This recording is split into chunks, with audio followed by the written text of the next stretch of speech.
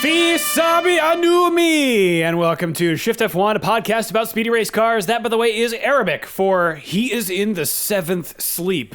Oh, yeah, of course. We all know that. Come on, man. You're getting so trite with these idioms. I'm sorry. Everyone knows that is used when someone is about to be overpowered or if they fall asleep quickly. The idiom in English is down for the count. Down for the count. What is it? In the seventh in sleep. his seventh sleep. Yeah. Down for the count. Seventh sleep. Wow. Yeah. I love and it. To hear Mercedes tell it, we may as well write them off completely for this season. You know how these things go. Exactly. I'm Drew Scanlon. Joining me, Danny O'Dwyer. How are you, Danny? I'm doing good. I hate that we had to wait 2 weeks after the first race. That seems cruel and unusual. They should give us a doubleheader right at the start, especially when they're so close. I bet if you took the distance of the Bahrain Grand Prix and plotted it as a straight line, you'd probably end up close to Jeddah. It surely can't be that far. That's not appropriate. Also joining us, Rob Zachney. How are you, Rob? Just already starting to be overwhelmed by the amount of nitty-gritty F1 news we are getting on a week-to-week basis.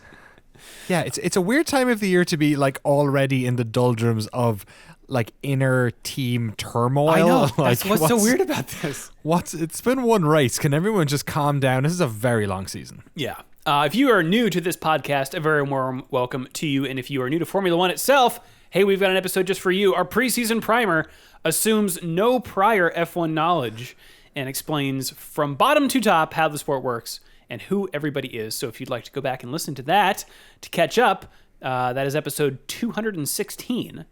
Also, this show is supported entirely by our audience over at patreon.com/shiftf1, where every month we release bonus podcasts and videos exclusively for our patrons that cover racing documentaries and films, F1 video games, experiments with other racing series, and a lot of weird things. So if you would like to support the show and get access to all that fun stuff, head over to patreon.com/shiftf1 or click the link in the show notes. What do we have going on this month, Denny? Yeah, shout out to all the folks who signed up in the past couple of weeks. It's been fun seeing you all join. A lot of people went annual as well. You can do annual patronage and you get like 8% off as well. You get a free month basically. So that was cool. Thank you all. Welcome to the wonderful world of hundreds of podcasts about lots of different movies and other stuff. We're going to do Drive to Survive Season 5. I think I've mentioned that a couple of times now. So expect to see that in the feed in the not too distant future. And a massive thanks to all of our incredible title sponsors. My wife Sharon, Alex Medina, Kick-A-Hat of the Art, at Team Blackjack, Michael Maves, Gordy's Army at Talking Autos, Olivia Evans, IronStation.dev, TelemetryDeck.com, Drew Stewart, Bailey Foote, Abdullah Al-Thani, Jason Chadwick, Abraham Getchell, Enzo and Ayrton, Octothorpe Bunny Crimes, Snigs, Alex Goucher, MVKB.com, Circuit Demon, Troy Stammer, Umberto Roca, William Romph, Irvine Clinical Research, our favourite clinical research, Lachlan the Madden Man, and of course, Jason Kelly. Thank you all. Fantastic. Danny, as you mentioned, Drive to Survive will be the next one, but we have already slated in for the following month, April, a IndyCar primer. Oh. And I am here to tell you, I already have a document going. It is 12 pages long. Have you? Yes. It's the year of the Phoenix, baby. Oh, that's right. That's right. I can't wait to see this thing. Like page 1, the time, the mid-1990s, the place, Indianapolis Motor Speedway. Tony George has decided CART is too big for its britches. Oh, man. Yeah, lots to get into in that story. So, yeah, if you would like to hear Fair that, play, Drew. sign up for Patreon. All right, but we're not here to talk about IndyCar just yet. It's Formula One time. Kicking things off, as I mentioned in Arabic, things are going on at Mercedes, Rob. Yeah, so we'll start with Mercedes just because they've generated so much news in this last cycle. Obviously, coming out of the last race, they came out of qualifying saying that, well, we fucked it, boys, and it's time to bag this car and move on. But that has, despite some positive, we'll come together as a team messages from Hamilton at the end of that race and the usual united front that we are used to seeing from teams, and especially Mercedes. Then Lewis got on a microphone with the checkered flag, which I think is a BBC podcast. BBC podcast, yeah. Yeah. And, basically had a little, cri de coeur as he explained that, Mercedes didn't listen to him, is how he felt. He said, last year I told them the issues that are with the car. Like, I've driven so many cars in my life, so I know what a car needs. I know what a car doesn't need. And I think it's really about accountability. It's about owning up and saying, yeah, you know what? We didn't listen to you. It's not where it needs to be, and we've got to work. We've got to look into the balance through the corners, look at all the weak points, and just huddle up as a team. That's what we do. We're still multi-world champions, you know. It's just they haven't got it right this time. They didn't get it right last year, but that doesn't mean we can't get it right moving forwards. You know, it ends on a positive note, but again, considering where Mercedes has been, considering that Lewis is generally his brand is positivity and like coming together and uplifting. The first part where it's like you didn't listen to me is a little bit more like headset radio Lewis, I suppose, like mid-race Lewis, where it's like you guys have sent me out here to die. And it's unusual to get that Lewis when he's had sort of time to collect himself and he's talking to the press. So I think it's to me this reads a very pointed statement, but either way it's very unusual. Yeah, it also kind of sounds a little bit like he's walking it back slightly. Maybe he's like, yeah, like he heard it halfway through the statement and was like, But to be fair, it does seem like a fair point. Again, we covered this last week, but it is very odd that they decided to iterate on the W13 concept, given the pain they had with it last year and the fact that they had all but admitted they'd gotten it horribly wrong and the car needed to be sent to hell. Toto was talking about we're going to enshrine this thing at headquarters so that we all know what failure looks like. And then, they roll out the W14, sticking with that. Russell is, as you might expect from him, a bit more diplomatic and politic when it comes to this. He did say, like, on the one hand, he is also out on the ledge, making predictions that Red Bull's going to win every race, which would be very impressive, given that statistically it's nigh on impossible. Just give the vagaries of an F1 season, but that's his prediction. There's just there's nothing that can challenge the Red Bull, that this season is done as far as that goes. But he sort of acknowledged that there's a tension between giving up on competing for some period of time so you can get back in the championship contention, either late the season or really down the road in the future, versus wanting to improve enough so that you at least have something to race for week to week. His diagnosis was, I think the only positive to take away from all this at the moment is there's no fundamental problem with the car other than it's lacking downforce. And as silly as that sounds, that's probably one of the easiest problems to solve if you compare it to this time last year. We've gone from the car that was bouncing around the most to the car that's probably bouncing the least. Because of the regulation change, we've just gone a step too conservative in that regard, and maybe we need to go back a few steps to gain some cheap downforce. So that is at least one line of argument that Mercedes came into this too conservative in the wake of last year, but ultimately it's funny in the week between, since Bahrain, during that weekend, Mercedes was out there saying the W14 is spent. We got to junk it and start over. Toto was hedging a bit in the week between, saying that effectively, due to budget cap concerns, they have to choose a car design. You can't design a backup design. You can't keep something in your pocket. You just don't have the R&D budget to spend on that. So whatever is the next thing they invest a lot of R&D resources in, it's kind of got to be what they're comfortable riding the rest of the year and maybe into next year. So that's the thing that they were sort of juggling. But in a statement later, Andrew Shovlin, who's sort of the technical chief over at Mercedes, did say that radical changes are in the works, but he said those changes take time to turn into a faster solution in the wind tunnel. You can't do them overnight. There's quite a lot of development that you've got to do around any sort of big change in geometry in that area. So even that is a little bit hedging. It sounds as if the plan is to put a new fundamental car design into like concepting with like CFD and then wind tunnel while they continue to like roll out marginal improvements over the coming races. Weird side note in this. Shovlin started a statement out by saying that you hear Toto talk a lot about the concept and what it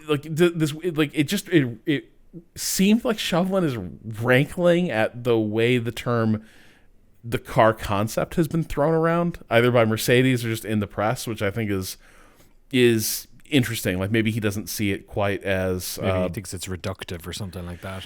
Yeah, it just jumped out at me as like that was just an odd little line to draw where it's like I wouldn't call it a car concept. It just seemed like a very engineer's like quietly something is stewing in the background. But then I think you also, the last point on Mercedes, we've talked about their tendency to be very dramatic about corporate culture, the whole like Toto Wolff enemy building stuff.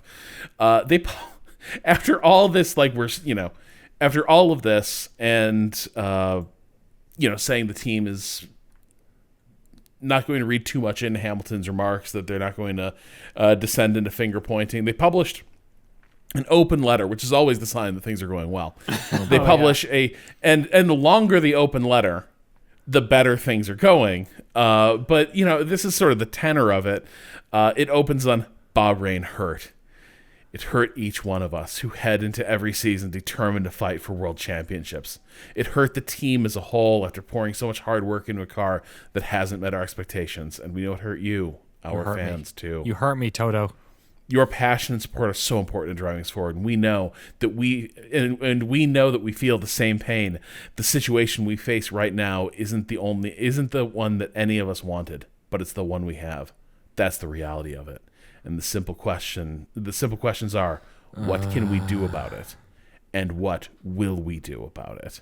God. And it goes on. It just goes on like that. In that vein. The one thing I'll say. It's unbearable. I read it earlier. It was just like, what is this? I did appreciate they gave after somebody broke up with their girlfriend or something. It's just. It was in that vein. It was like, a player leaves a town he's played for years and years or something, and it's like, thank you so much for. But the one thing I did appreciate in the statement does end on the note of, by the way, don't be toxic shitheads to other people in the space to other teams or other teams' fans. Like, don't bring that energy, which I did appreciate. But just overall, it was a lot of, I don't know, there's a bit of like rending of garments with the entire thing, and from this lowest of lows we will begin to build back up. And it's been one race. I just want to remind everyone. It's been one race, third or fourth in the championship. Yeah, exactly. There's 10th. Yeah, Aston Martin right now are like would sell their second born for the chance to get second, and Mercedes are like, woe is us. Woe is us. It's over. The season's over. We can't get first. The season's over. Yeah, there's a bit of that. And I think I will say overall, like it does feel like in the era of the budget cap a little bit that teams do feel like everything is a bit maybe it's not even this. Maybe it's been this way since as technical regulations got more involved, but unlike, if we're comparing it to like traditional sports, right, where like it is a long season, we've had effectively one round of 22, 23, it's a long campaign and there will be ups and downs there. The F1 paddock has it like firmly fixed in mind that like fundamentally the season's course is chiseled in stone from the first race. And that might turn out to be true, but I'm not sure that's a sign of a healthy sport. In some ways, if we have 23 rounds or whatever, and fundamentally even a team like Mercedes is like, well, if we're not neck and neck with Red Bull at the start, then it's done. It's worth pointing out that their goal is number one, and if that's not in the cards, then they do feel like they're sunk. Whereas Ferrari's like, I don't know, we're gonna stick around. Maybe, I guess maybe I said Red Bull will fall apart. Who knows? I said it last week. I think to me it reads like a certain amount of like hubris could be had there. Like they could be a little bit more humble, maybe about just it's something to be saying like, well, we want to fight for the championship and we can't when last year you weren't fighting for the championship and this year you're not fighting for the championship either. It's like we have to go back a little time now before we go back to when you were dominating. It'll have been like 2 years. So like maybe stop acting like you're the big boys when you have now shown us that you are not 2 years in a row. Well, Like, and I think, I don't know. and I think too that there's a bit of like we can't be beaten, we can only beat ourselves, right? Like some of this, how convenient. yeah, like some of this like wailing and gnashing of teeth has a little bit of like, we all know we're the best and we should be winning this, but obviously it is our failure that has caused other teams to have good ideas and execute better than we did. Yeah, and maybe that's like, the winner's mentality. Like maybe that's what you need to be. I think it's Toto's I don't mentality. know. Like in some ways I think like we've sort of had a bit of a tongue-in-cheek reaction sometimes to his like masterclass excesses, I think is the way I would put it. The way like there's a little bit of Tony Robbins to Toto, and sometimes it comes out. And like when things are going really well, you can be like, well, maybe that's just what it takes. But when things are a little bit like turbulent, like they are now, some of these moves feel a little bit much. But on the other hand, there's other ways things can go at other teams, I suppose. Mm-hmm. Because I can't tell if Ferrari's having purges. It's really or weird. if people are like diving out of the plane as it like goes crashing toward the earth. Isn't that's kind of the thing, right? So like, and again, it's weird that this is happening one race in. So you're like, what's going on that we can't see at Ferrari? Because clearly something's happening. Because like you said, people are getting out of there, and there's been a lot of reporting in the Italian press. You tend to get leaks when the ship is sinking. It's kind of it's a bit. People don't complain. Even if they're complaining vaguely, they tend not to if things are going right. But if there's discontent, then that's what's happening. And that appears to be what's happening. Danny, while I talk about this next part, I would love it if you could just look up what's the soccer club that Elkan owns. Because remember, like there's a soccer club that also like went absolutely haywire. Is it AC Milan? In the last few months that he's involved with? But it's Juventus, probably, is it? Oh God, is it Juventus? Let me look it up. Maybe. What's his name? Who owns it? Elkan, Elkann. But yeah, he's sort of the scion of this this family. It's Juventus, right? Oh man. So all that stuff we talked about this last year as well. Remember there was all the it was around the Bonotto departure stuff that like some of it was he got a foul of Elkan. But to take us back to Ferrari, so like coming out of Bahrain, Leclerc gave a pretty measured assessment of where things are at with Ferrari as opposed to Red Bull. Fundamentally, their tire degradation, Ferrari, is much, much worse than at Red Bull's, but his concern is that may not actually that may not be driven by like anything inherent to the car having worse deg, like just inherently it's how it's designed, but just because the car doesn't perform well enough that to keep the Red Bulls in view, the Ferrari drivers are having to push really hard, and whereas the Red Bull drivers are like able to just slowly bring those tires in and ride them forever. And they were sandbagging in. I'm not sure if you've heard the radios since of what was going on in Bahrain, but both engineers for them were basically telling them to come down a lot. Like, no, you're okay. Like, set them here, set these times here. Come a little closer. We don't need to go that fast. Boy. More impressive than winning every race would be the first team to make it on 3 power units. By the way, that is the new achievement. You should get like 10 extra points for that. Or something. Yeah, for sure. So you have Leclerc, Ferrari are not where they want to be. Obviously, there are concerns. Since then, their head of their technical director, I think, or a senior technical figure, David Sanchez, leaves the company, and it was not clear in the reporting whether or not this was like someone jumping or someone being pushed, because there have also been things coming out of like Ferrari that like Vasseur was doing, as you would expect. He's doing a top to bottom review of like what's working, what isn't. So this is why Rueda was sort of limoged to the Ferrari factory out of his Ferrari strategy role on the pit wall, coming into this year. But Sanchez, by the way, is the head of vehicle concept. That word again. Concept. Oh, really? The concept. Yeah. Yes. I wonder if he left because he didn't like his title. Vehicle concept. What is this concept? He and Andrew Shovlin keep calling them concepts. So reductive. No, I'm going to come work for you. So, but ultimately, like, this is a Binotto guy.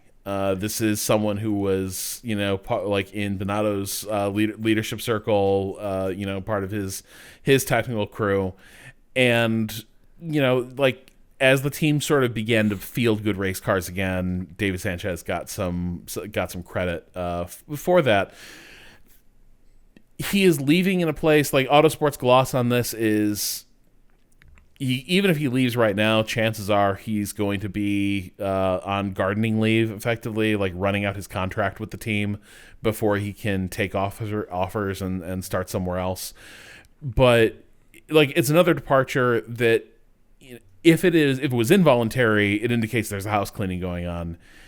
If it was him just pulling up stakes and bailing, that indicates that like a significant part of the company may not be on board with either Vasseur in the program he wants to run or whatever Vasseur is fronting within the team. And Danny, like right before we got on the call, you were saying that like there are currently untranslated as of yet articles coming out of the Italian press, but like there's indication that there are people in Ferrari basically bagging on the state of the team. Yeah, it sounds like there was a video on the race on their YouTube channel. Yeah, I watched it too. Yeah, it was really good. They jumped into some of this, and basically it all sounds like it stems from discontent with Benedetto Vigna, who is the head Ferrari guy, basically, right? And there was the whole, over the years, as we have talked about, there's always been a question of what Ferrari does with the F1 team. Does it sort of get its hands in there a little bit, or does it sort of operate on its own? And it sounds like maybe the sort of the way it was before, which is having maybe a bit more autonomy, is being challenged, and that's where some of the discontent is coming from. But yeah, it sounds like Vasseur is just kind of caught in the crossfire here. This sounds like this is very much he had nothing to do with him from what those reports have been saying, and that it's largely people who were from the previous system sort of reacting to the way things are changing. And I think it was funny, we mentioned a couple of weeks ago, it was Laurent Mekies, who is the guy who's in Drive to Survive a bunch, the sort of grey-haired guy with glasses. He apparently also looks like he might be going. According to some sources, he has multiple offers at places like Alpine and even the FIA. So just another one to add to it. But yeah, it sounds like the sort of what they were saying was more. It wasn't so much the content of the leaks. It wasn't like there was specific things being said. It was more that there was a lot of these coming out, and the way the Italian press works, like they will have people in these places who will talk to them if they're feeling troubled, or if they aren't happy with the situation. It just kind of sounds like that people are pissed, and probably because of whatever direction is happening at the top. And then Vasseur went to the French press and sort of gave his take on events, which was like more just like owning that there's some disarray, but not like fueling it, not indicating that. It does not sound like he went so far as to say like the stories coming out of the Italian press are just pissed off malcontents who are dumping on the team. But he just it seemed like his tone was more, this is going to be a pain. Like, we're in a tough spot. Right. Was kind of the vibe I got from the gloss put on his statements. But yeah, it all looks a bit like a team in sort of a familiar sort of disarray. In some ways, like, it reminds me a bit of late Montezemolo. Yeah. Where he's sort of trying to reassert himself, I think, within the team as his cast of collaborators moved on, Tote, Braun, etc. But yeah, I mean, this does just remind me of back when the rumors about Binotto being let go were going around. Dieter Rankin at times, he's a F1 journalist that I read a lot. At times, he writes a bit like a bit of a gossip column at times, but it also seems very well sourced. And he was one of the people who called out early that, for instance, the Porsche Red Bull thing may not be as done a deal as people were thinking, and he turned out to be very right on that call. But his take, on all of this before everything finished playing out was that Elkan's like an inveterate meddler, and he's an heir to the Agnelli family, like a sort of a wealthy Italian industrialist family. And he sort of inhabits this role by dint of that, by dint of that like familial connection. And like Benedetto Vigna is like his guy, but he's a semiconductor guy from back in the day. And it was like always kind of an odd pick to bring him in to run Ferrari. And then, in the background, all hell breaks loose at Juventus. Which, correct me if I'm wrong, is that a spending scandal again? Like that their books they were like sort of cheating the books? The current one, I believe, is. I'm trying to remember what the one when they got relegated was. That part of the. I think that was a similar. I can't remember because there was also a referee. Oh God. They were hiring referee. I forget what it is. My brother will kill me. My brother's a huge Juve fan and he watches Serie A to death and wants to live in Turin and all. But like the entire board of directors for that team like resigned last year. Yeah. In the wake of this. So like there's kind of and that's where Arriva Bene was, right? That's where he ended up, right? And Arriva Bene was one of his guys. So once again, sort of a resignation. So there's a bit of like the through line right now certainly is that where Elkan sort of like sticks his oar in, chaos follows, and maybe Vasseur is the guy to put this to right, but it does seem like maybe this was a much more fraught situation than he anticipated, or maybe this was his way in. Maybe he knew that Elkan wanted a guy that would be more directly responsive to him, and Vasseur was willing to be that person in exchange for. I mean, the shot surely at running he knew. Ferrari. Surely these guys talk, right? It must, right? Yeah, like it seems. I don't know. I can't imagine that level of. Like there have to be some sort. Yeah, I just feel sorry for Ferrari fans because it's kind of like, oh great, all over again. And it feels like you were so close. Domenicali, Arriva Bene. Binotto. Like it's since the halcyon days of Jean Todt, Ferrari have not had like any stability. It's been these like 3 or 4 years of it's the rebuild. Here we go. It's the rebuild, and then they don't. Like you have to here's ask a guy the question. to come take the supports away from the rebuild. Right, well, it's halfway through. At a certain point, you have to wonder if it's more damaging to create a new order than it is to like wait it out or something. You know what I mean? Like, especially if it's happening again, like it must just be exhausting. Well, it's like one of the cruel traps in sports, right? Is that instability drives failure, but then failure drives instability.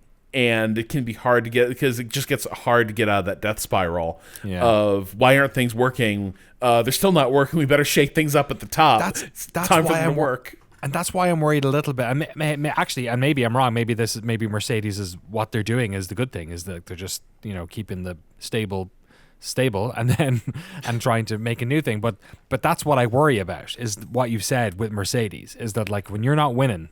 It's hard to tell what's going in the right direction if you keep doing things that are doing the opposite. But this is the other thing. Like, it's just so hard to tell with F1, right? Like, I mean, so the car is not where they want it to be, and to an extent, like it's always hard to parse like how much is the actual car that is fielded a trailing indicator of maybe the last regime, right? Like, is this like does Ferrari's performance this year indicate that however nice a person he might have been, however like smart he might be about technical stuff, that Binotto was not cutting it as a, as the technical brains behind the team and as like a team principal. He just wasn't getting the job done. Yeah, it's like politics.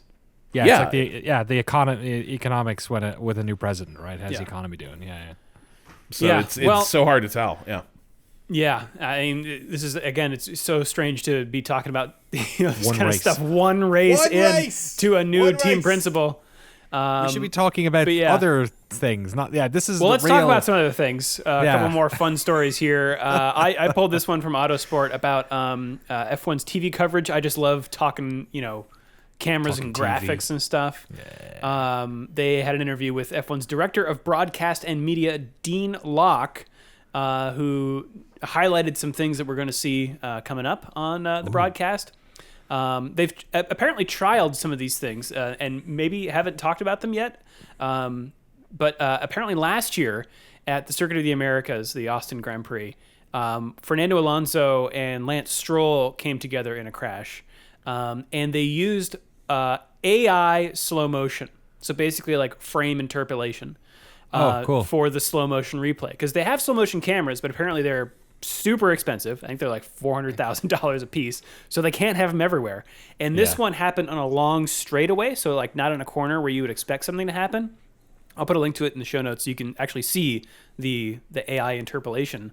But so how do you get it slow motion shot without a slow motion camera? You interpolate the frames using, I don't know, computer voodoo.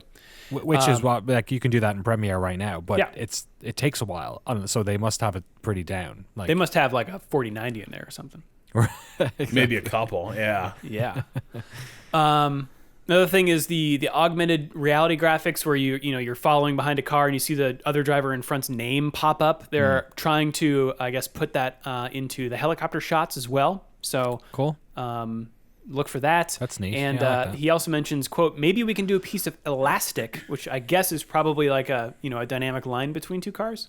So you've got a car comes in the pits and you're chasing the car around, and it can feature the time ticking down between the two. That, I think, they've gotten really good at, like, a car comes into the pits and they show the wide shot of the pit exit and then the straightaway of the car that they're racing against coming to meet them at the pit exit, right? You saw this, last week in IndyCar, especially.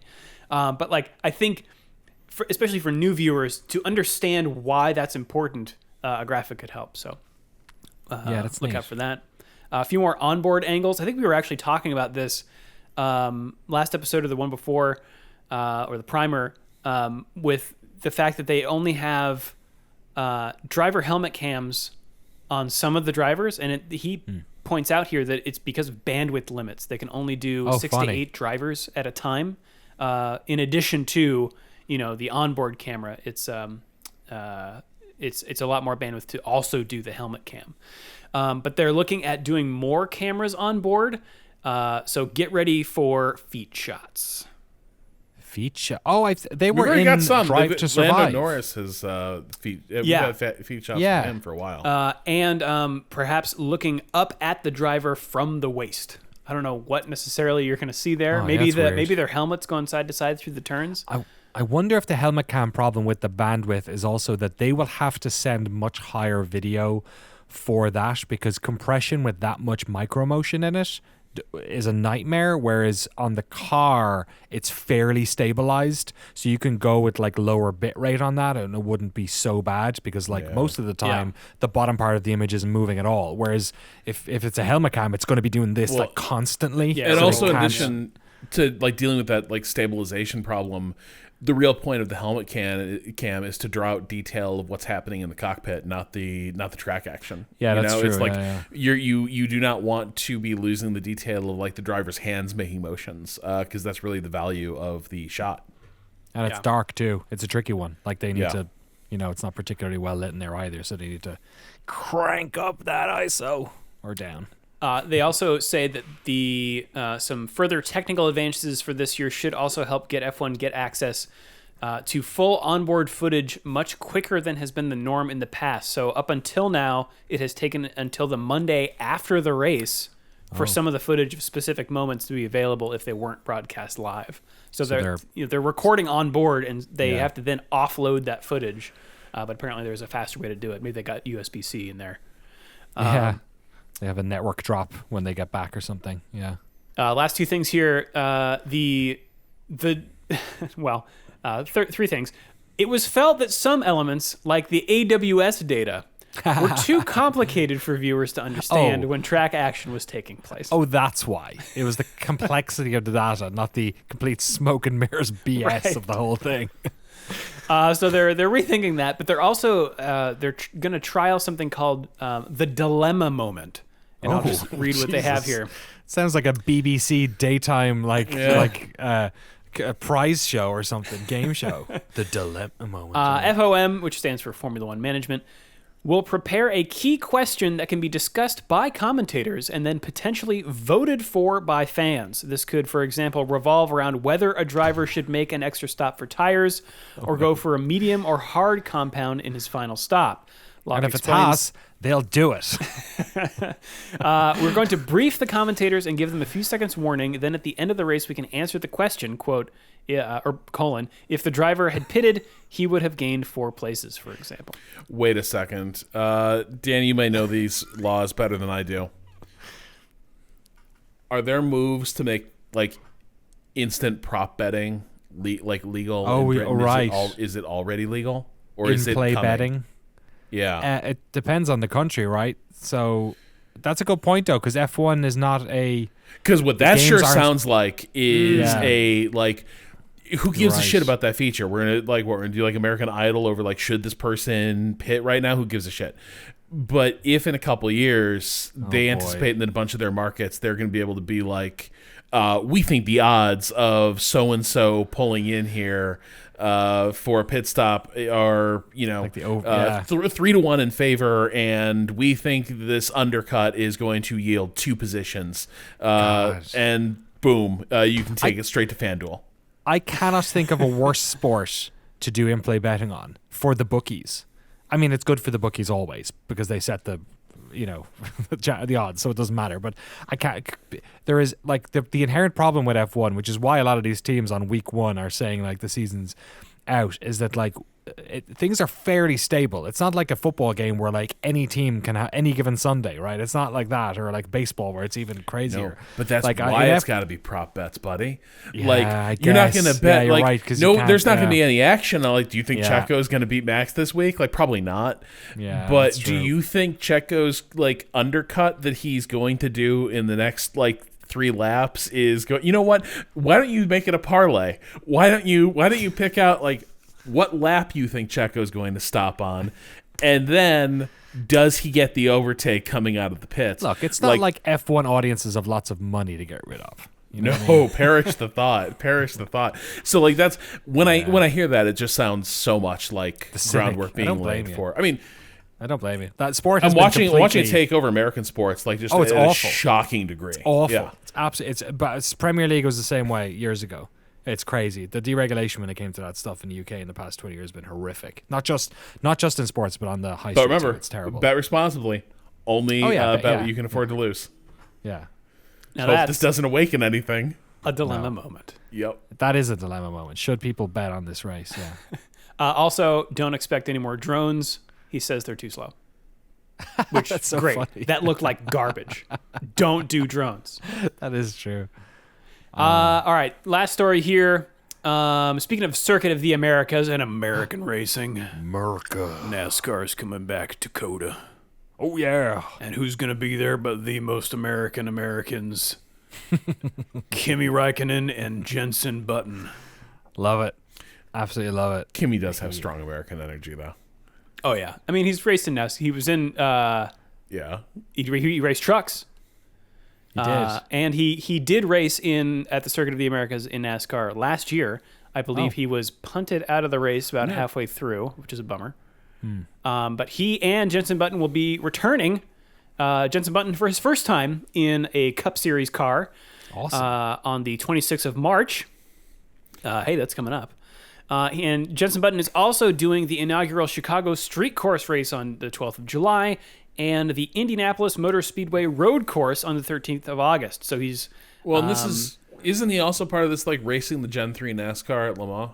I think he's part of that effort too, where they were promoting this heavily during the Daytona 500, not Daytona 500, the Daytona 24, which is that, like, because the new generation NASCAR is such a significant shift for NASCAR and such a significant new like racing car, it was sort of like what is it, the club that runs Le Mans, like, is allowed to, like, extend invitations to notable teams and cars.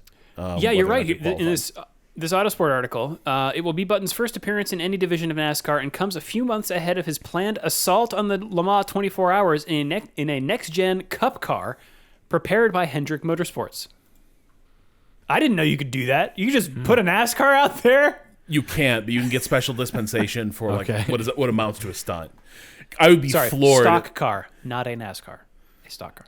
I'd be floored if this thing does not get its ass kicked at. He, he says, obviously racing a Cup car is very different than what I'm used to. It's a lot heavier with a lot less power and basically no downforce. Woo! It's got a sequential gearbox where you need to blip the throttle, so there's lots of stuff to learn in a very short space of time. Oh yeah, throttle. Never thought about that. Boom, boom, boom. I guess you only have to use it at the start. You never use it again, right? Just pedal to the metal. Yeah. I guess he's on the cruise road control course, on. So, yeah. Yeah, so he's doing road courses. I imagine, like, Jensen Button has driven so many different weird cars. Just like Hamilton. I've driven lots of cars. I'm the best car driver. All right, let's move on from news to Saudi Arabia, Danny. Jeddah, the Jeddah Corniche circuit in Saudi Arabia. Get used to it, because that one with the fish tank, they still haven't started yet, so we're going to be stuck here for a bit longer. God, Jeddah is the fastest street circuit in the world, and therein lies why this is both a fun race weekend and also F1's biggest accident waiting to happen. This is a interesting circuit. We had it for the first time in 2021 near the end of the season, and then we had it again in 2022 really near the start of the season. And the issue there was that after the first race, some of the drivers wanted some safety changes made, but they didn't really have the time to sort of research and implement them. They made some tweaks here and there, but largely the circuit was the same. They rounded out some corners and stuff. I can't remember exactly what it was. I think they also were like, hey, can you not have missiles near us? Yes, and exactly. They ignored that one too. Yes, can we not have repudiation for our foreign policy happen on our doorstep? And the people who were not connected to the Saudi regime said, no, you may not, sir. And they did say sir, because that's how Saudi regimes work. This is a whole can of worms. We could go a long time on this one. Anyway, the Jeddah Corniche circuit this year, because we've had that bit of time between the previous this race and the previous race, the prior race, has had a number of changes made to it. I won't get into the details too much, because this is a track that has 27 numbered turns on it. So trying to figure out in your mind's eye right now which is which is probably going to be impossible. But basically what's happened is around the start of the track, turns 8 and turn 10 have been widened. This is a very complex, jiggery pokery first sector of the track. This is the first sector. There are basically like 8 turns in the space of like 500 meters in this weird track. And specifically, this is where Schumacher crashed last year. Yes, you're right. Yes, when he came out of that, yeah. So they've widened those. They've also, on the entrance to turn 14 and 10, they've basically changed the turn slightly, and also more than that, they have opened up the visibility on the exit of it. And the issue here was that on turn 15 and 21, that if a car had crashed, nobody would see it until very, very late. So that was the sort of biggest accident waiting to happen part of the track. And we talked about that when we did our first track walk back in 2021, that there was these very, very fast blind corners, which Yeah. you tend not to get. Like if you think about Monaco, where all the fast parts of the track are, they're either uphill, where you're not going crazy, crazy fast, or it's the downhill part into the marina, where you have the best visibility of the entire track. So you tend not to have like blind fast corners. You could say the same thing with all the 90-degree turns in Baku as well. You don't tend to have blind turns. Jeddah, you have loads of them because it's just wiggling around all over the place.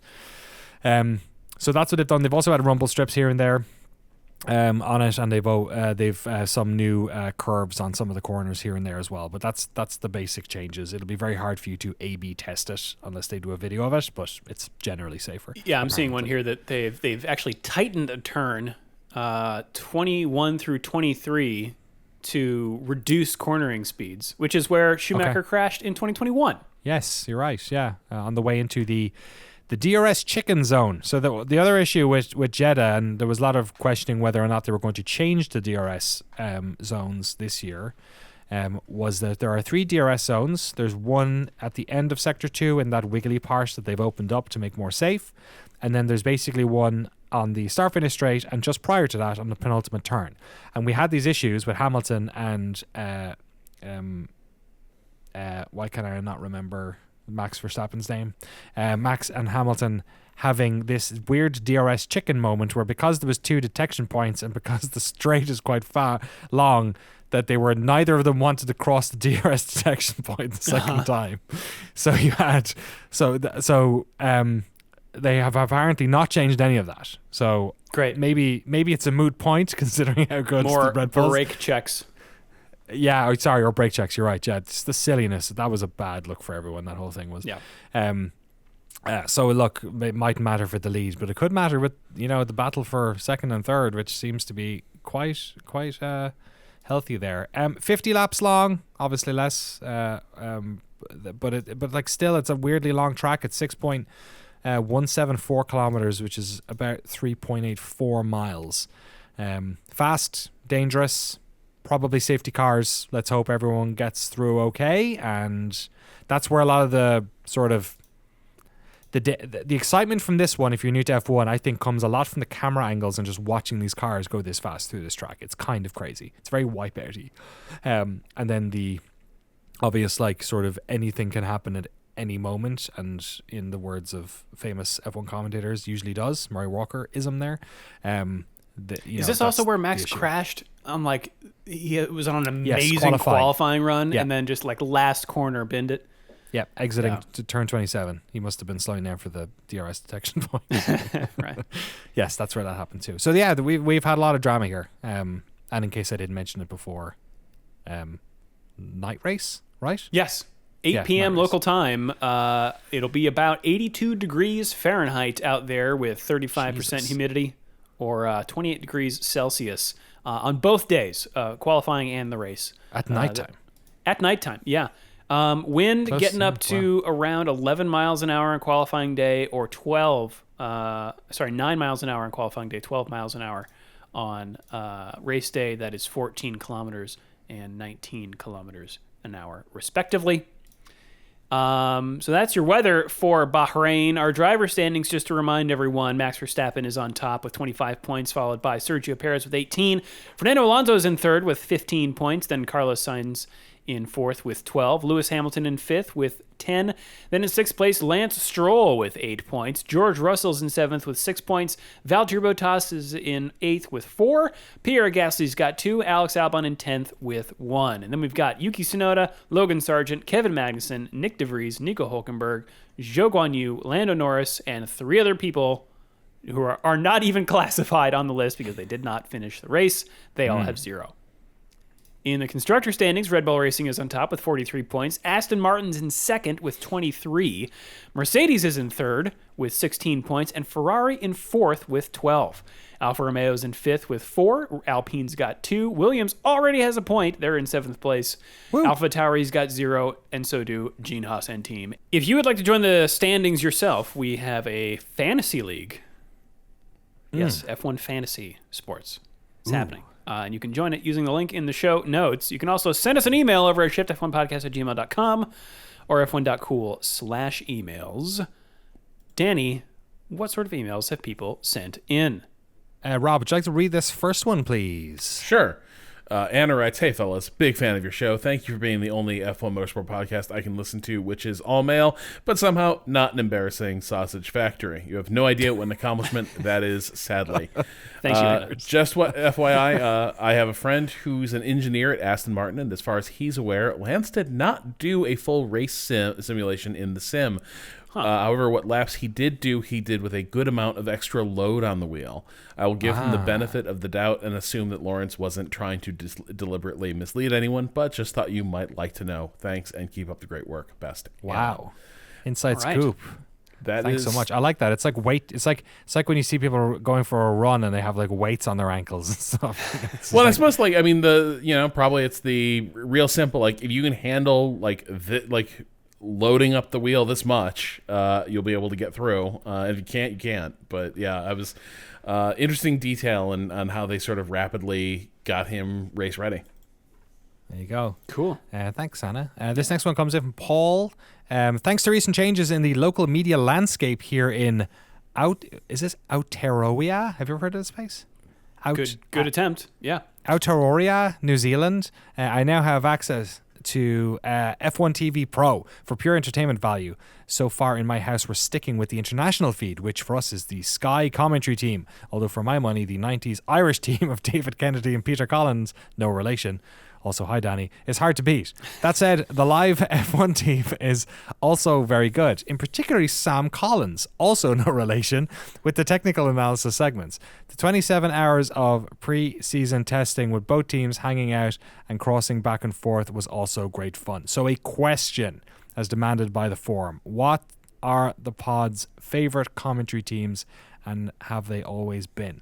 So I find this interesting because I am increasingly find myself going over to the non-Sky, non-international the F1 TV commentary. Yes, commentary. The F1 TV commentary.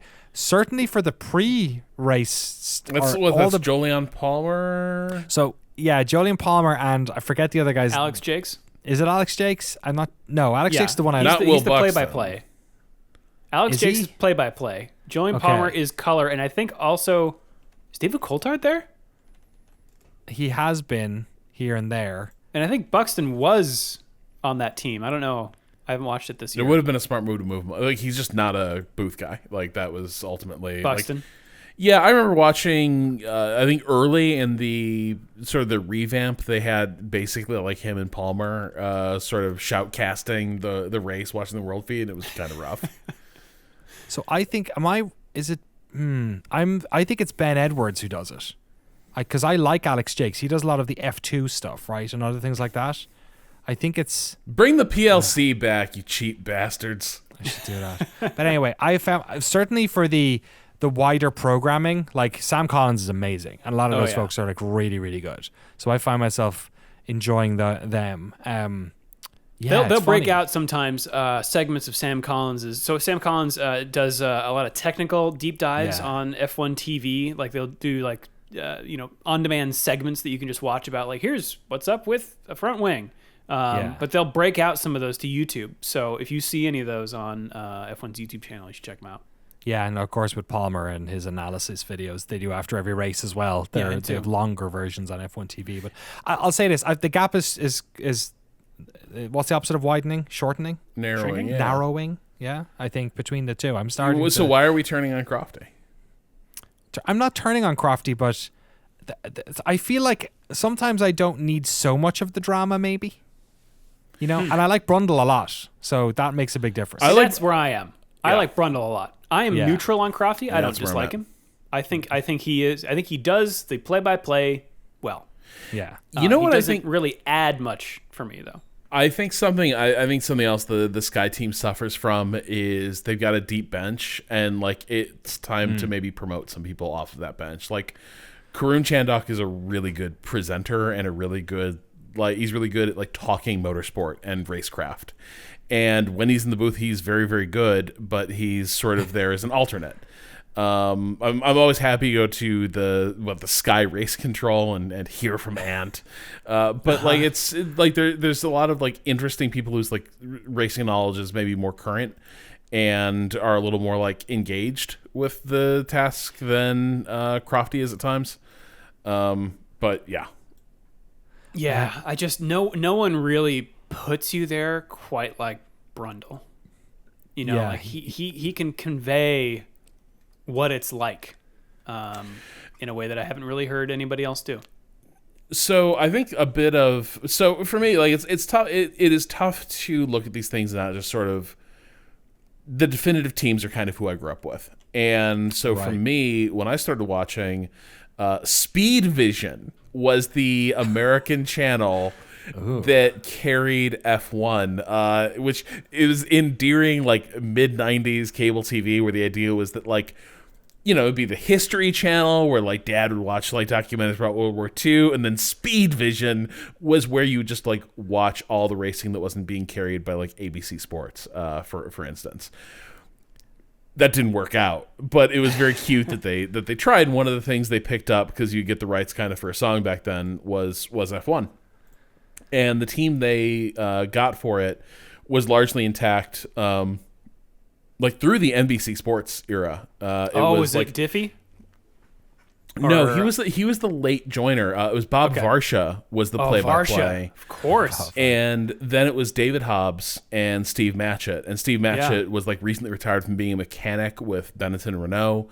And David Hobbs had been an F1 driver a long time before, but he'd been in like sports car racing for the ages. 60s or something. Like the guy has cred. The guy had tons of cred, and like, you know, certainly in the 90s, he was also the thing you need to know. I think if you watch a lot of American sports, is that the commentators are excruciatingly deferential, to the point of almost being like groveling. Where like every manager is good and smart. Every play, the league is always great. Yeah. Exactly. Yes. And so the idea of David Hobbs being my first exposure to like a type of very British like sports commentator who's just like, this guy sucks.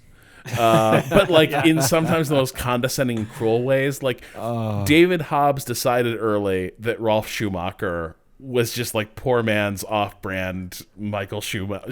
Well, I mean, man. He kind of was. And he, for a long time, he made just ghastly mistakes up and down. And so he just started calling him, there's poor old Ralf Schumacher in the kitty litter.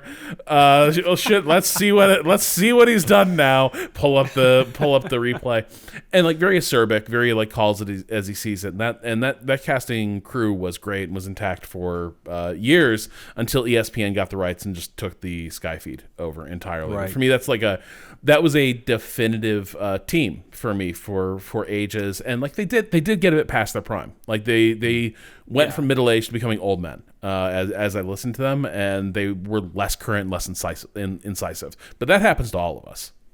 Yeah, so when I started watching, I was watching the NBC Sports broadcast of Formula One, and it was that team, except they had swapped out Bob Varsha for Lee Diffie, who now does IndyCar. And I guess, you know, weird bit of symmetry, I know Bob Varsha from IndyCar in the 90s. Like he's kind of the voice of the racing that I knew too. Funny. So yeah. But you still get to hear Lee Diffie. You know, I do hear in my head Steve Matchett sometimes. Oh yeah. When like two cars are chasing each other, he'd always be like, "Come on, son, you can do it." Like he was always kind of the opposite, I guess, of David Hobbs. He'd be timing the pit stops with stopwatches just at home for fun. He just lived. He just lived for this shit. Yeah. Also a big fan of World War II. If you follow him on Twitter, just loves it. Big fan. He loved it. Yeah. He thought it was a great war. He's posting YouTube videos now.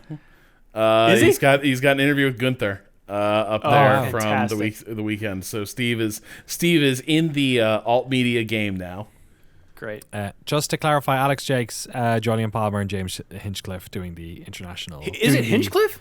Yeah. Wow. Awesome. All right. So, and it, hell yeah. My other, and this is a little bit for Drew. Although Rob, you can probably appreciate this as well. Do you remember like the whole like they don't get on with each other thing you get when you work at a video game website where like there's two people presenting and the comments the audience are like, always thinks that that you hate each other. Yeah.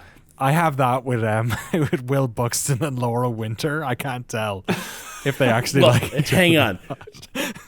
Will Buxton is eminently hateable.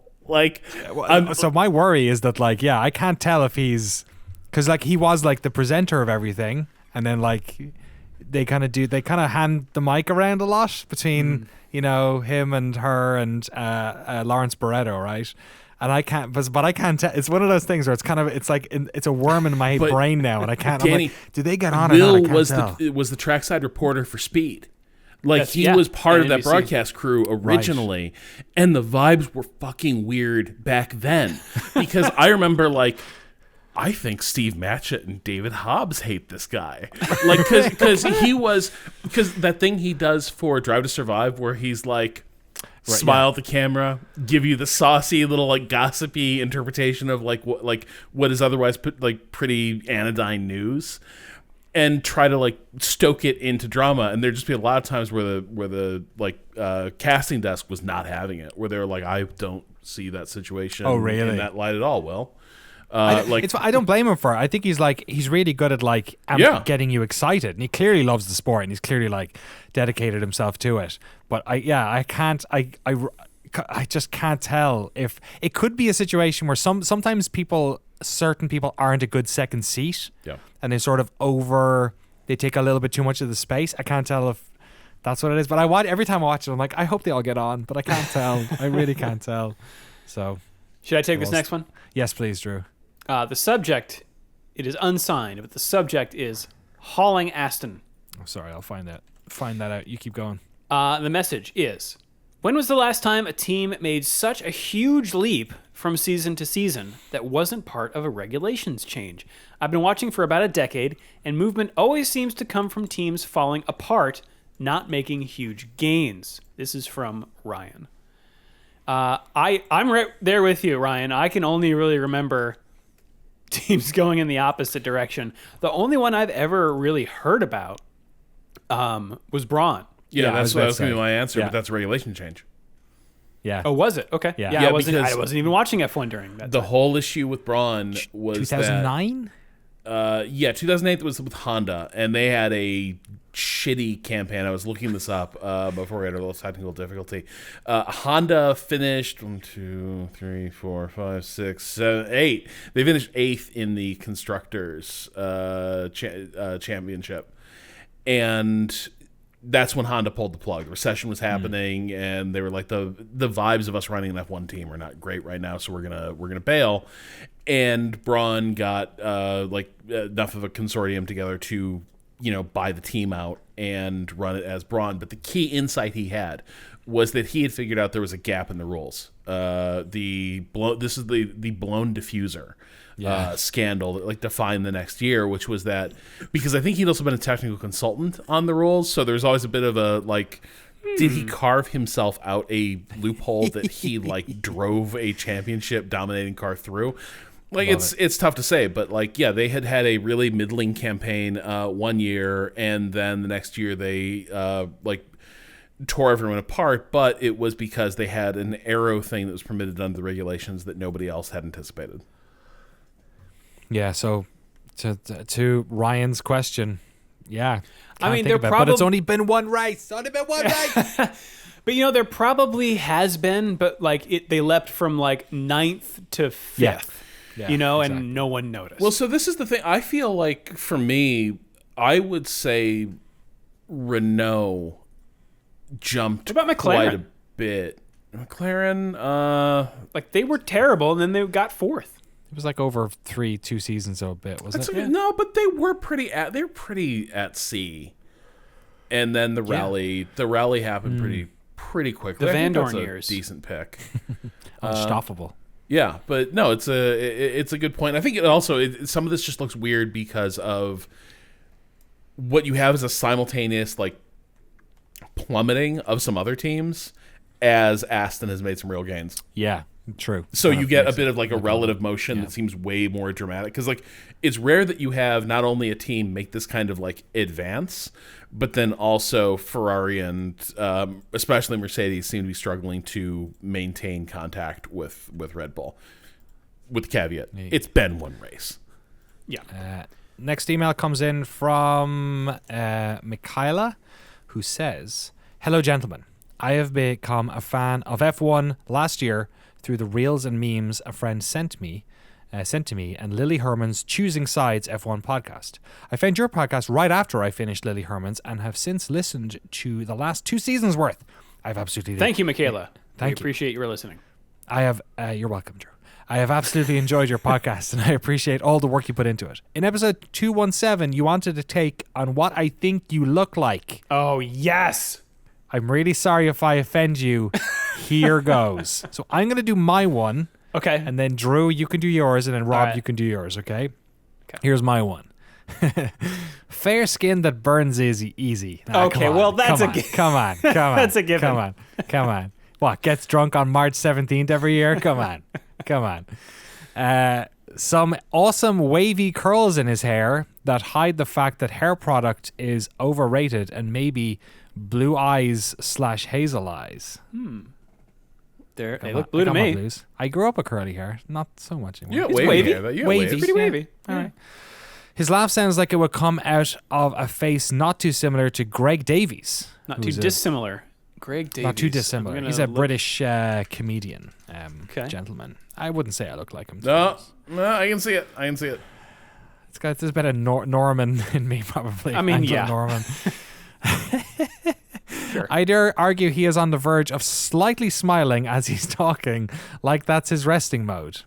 Maybe slightly curled inwards or hunched inwards. Probably has an appreciation for cardigans or zip-up sweaters, as well as dark circles under his eyes. Okay, I don't... Do we need that? We got that. We got hook, line, and sinker, and not just because it's 8:30 here. Not the cardigans, though. More of a... No. More of a black hoodie, this is man. where the Irish stereotyping maybe went away. Yeah, that's true. Got away from us.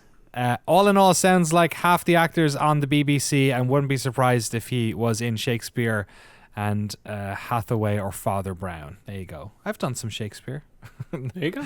Never acted, but whatever. Acted in a Shakespeare. Drew Scanlon, you're up next. All right. Drew S. He sounds super peppy and gives off golden retriever vibes. So his hair is like that too to me. All right. Yeah. Yeah. Longish and a bit wavy. You know, it used to be much longer. I recently cut it. It was very long for a very long time.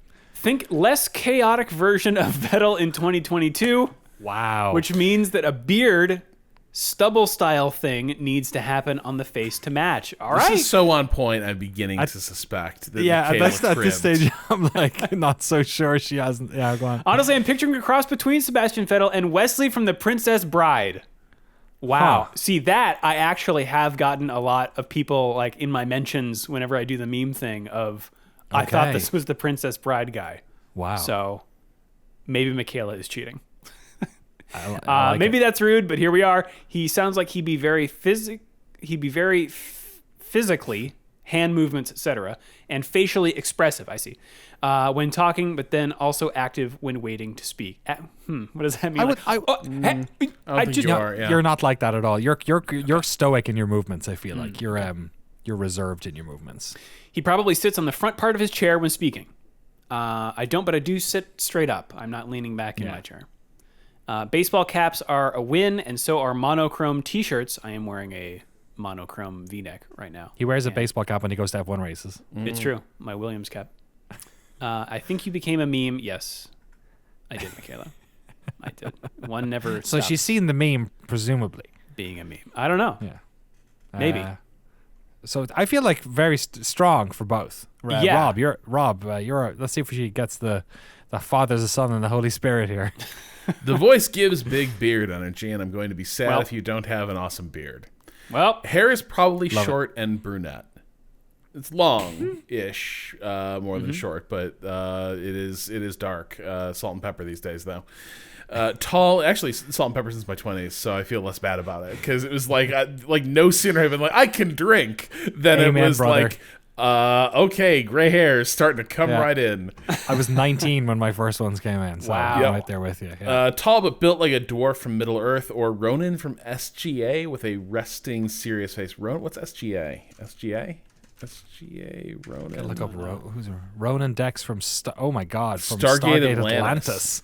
Atlantis. There's Stargate Atlantis has not does not have the reach that it gets a 3-letter acronym. Oh, that you can know, just roll out SGA. like that. SGA. With a resting, serious face. He's expressive with his face in a way that gets you called on in class because you seem ready to share your point. Very true. Physically relaxed and leaning Wait, backward. is that just Jason Momoa?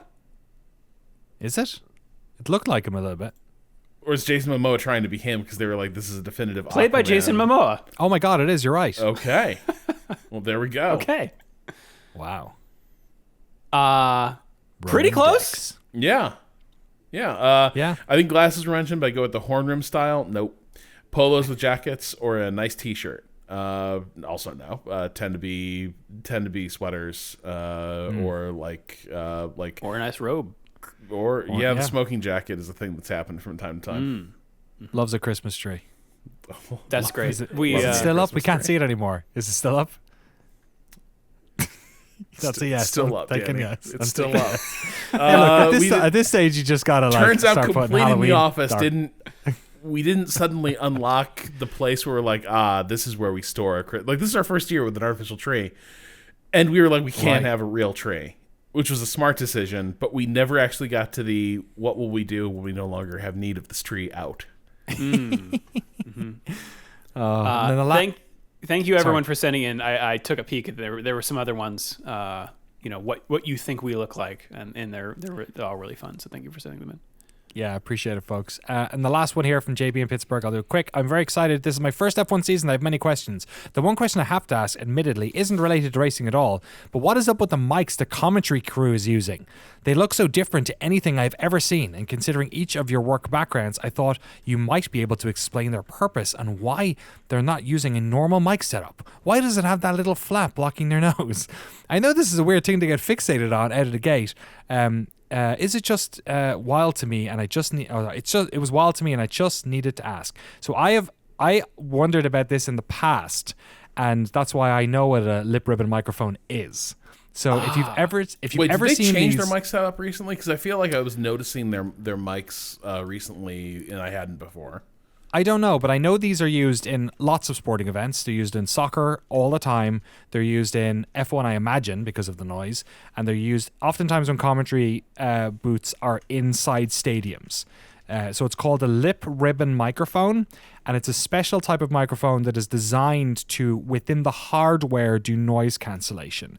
So the reason it has the little thing on the front is to basically make sure that the user of the microphone holds it on their lip. That's why it has that little thing, because your mouth has to be speaking directly into the chamber for the noise cancellation to work. Inside of it, there are I think they're called the ribbons. There's two sensors basically. And inside the mic as well, there is baffling. So there is sound baffling, which is like the sort of soundproof stuff you see in voiceover booths inside of that chamber. And then they understand where the voice is coming based on the fact that it hits the front and back of that chamber at a certain rate. And it's able to cancel based on the fact that exterior noise is hitting both of those at the same time, probably, because it's coming from further, or it's coming from an angle that isn't directly into the front of the chamber. So that's what those microphones are for. They're like, it's basically like triangulating. Oh, Yes. this is what you want. It hit here and here, we want that. And then Yeah. everything else, we're going to gate you out, basically. So that's why they're able to they're talking into these microphones that are like right up there, sort of That's in front of their ingenious. faces. It's really cool. So yeah, it would have been like, and they're pretty, like they've used them in sports. And I grew up in, like, I remember watching, soccer in the early 90s and they had these things. So that it's a pretty like old piece of tech, but it like super works. I found an article saying that it was invented by the BBC in the 30s Really? to block out noise generated by the crowd at sporting events such as cricket. Yeah, that makes sense. I did find one on bnhphotovideo.com. How much? $900. Wow. A steal. Yeah. Not Coles surprising. Microphones 4104 PTT commentator's ribbon microphone. There you go. Just imagine Yeah. how I'll much. put a link in the show notes if you want one. I was so happy when I saw that email because I was like, that also used to bug me, and I know what that is because I looked it up a few years I ago. wondered about. I always figured it was something about like it would, because I saw them at like soccer matches so often. I was like, Yeah. it's got to be for dealing with crowd noise. But I had no idea that just with the construction of the chamber, it was doing noise canceling and like noise canceling from the 30s. That's like better than a crazy? lot of Yeah. like shit you'd be doing with like signal processing after the fact. Like that's wild. It's so cool. That's what happens, I guess, when you have a like publicly funded broadcaster. You could just send a team off here to like invent a new type Here, of figure this out. microphone. Yeah, that's wild. Yeah. Thank you, Danny. I learned something today. No worries. Thanks, JB, for the question. All right, well, that's us. Emails, shiftf1podcast@gmail.com or f1.cool/emails. If you don't want to, if you want to be anonymous about it, you can just use the form. You can also hit us up on Twitter and Mastodon. We're also there individually. At Drew Scanlon, at Danny O'Dwyer, and at Rob Zachney. That's us around the world. Should we take it around the world? Let's race around the world. Okay, well, the World Rally Championship is in Guanajuato in Mexico. Do you? Guanajuato? Guanajuato. Was Watto a character in Star Wars? Yep, that is the flying Episode bug 1? guy who owns Yeah. Anakin Skywalker and his mom. Oh God, look at the Who's child labor man. and a stack of awkward stereotypes. He is a bit. Yeah, he is. Yeah, I was thinking that with him. Yeah. There's a racing connection there. Racing Pod racing. connection. There is indeed. Nice. Well, and you know they like mixed F1 car noises. Like I think there was like In the there? V12 noises for the pod racing noises. Nice. And that kid grew up to be Sebastian Vettel. No, regrettably, that kid grew up to be Darth Vader. Like there's like 2 movies about it. Wizard. It's good shit. The World Endurance Championship is at Sebring International Raceway in Sebring, Florida, in Florida for the 1,000 miles of Sebring. Oh, quick interjection about endurance racing. Did y'all see the scandal about the winner of the Daytona 24 was faking tire pressure data? What? Meyer-Shank Racing had their winnings vacated, their points vacated. They're going to keep the win in the record books, but they like fired their head engineer because he was like intentionally. I have not looked into it. Like I don't know exactly how they were deriving Inflate advantage. Yeah, like dude, this is the meme that's going around is that in like endurance racing circles, this is like Deflategate. This is them like cooking tire information for performance gains. This podcast is too long, but also there's a lot of scams, a lot of madness going on in the world of F1 esports because of all the cheating as well. So That dude who posted his the guy- folder of secrets and then it was like I'm involved in a top secret investigation. He alt-tabbed it and it was like a bunch of hacks. And then his Twitter post was like, actually, I'm working with Codemasters and EA to find the hack, to test the hacks out. And was Codemasters like, Radio you? silence. Not a So, good sign. Not a good sign. amazing. Not good. The IMSA WeatherTech Sports Car Championship, also at Sebring for the Mobile One 12 Hours of Sebring. We've got Craftsman Trucks are back at the Atlanta Motor Speedway in Hampton, Georgia for the Freight FR8 Oh, no. 208. Hell yeah. Is that, It's is just that like a, the is that fate a of the coin? Furious.